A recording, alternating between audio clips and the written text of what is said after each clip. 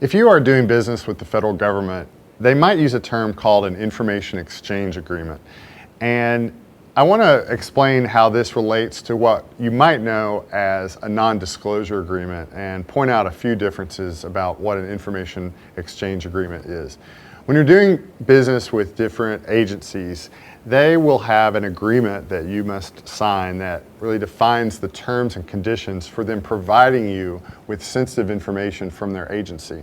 If you are involved with law enforcement or some element of the criminal justice aspects of the federal government, they refer to the FBI Criminal Justice Information Services security policy as a place to start in order to define some of these information exchange agreements. So before they provide you access with a database where you're accessing criminal justice information, you must agree to the terms and conditions around this information sharing that's about to happen. If you're doing business with the Centers for Medicare and Medicaid services, they require information exchange agreements prior to sharing with you PHI that you need in order to provide the services that you do. And it will have certain requirements in there about the security and privacy controls that you must put into place to protect that information.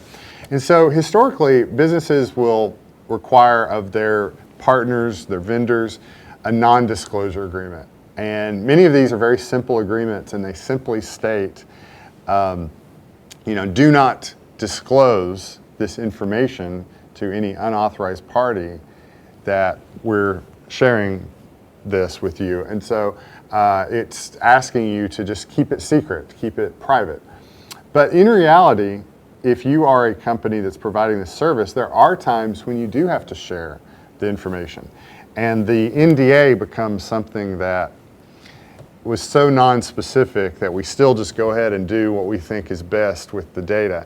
An information exchange agreement gets a little more specific than that, a lot more specific than that, because it will specify the times and places that you can share the information, because there are acceptable times to share, but it also will go one step further and specify the types of controls that you need to put into place when you are sharing that information.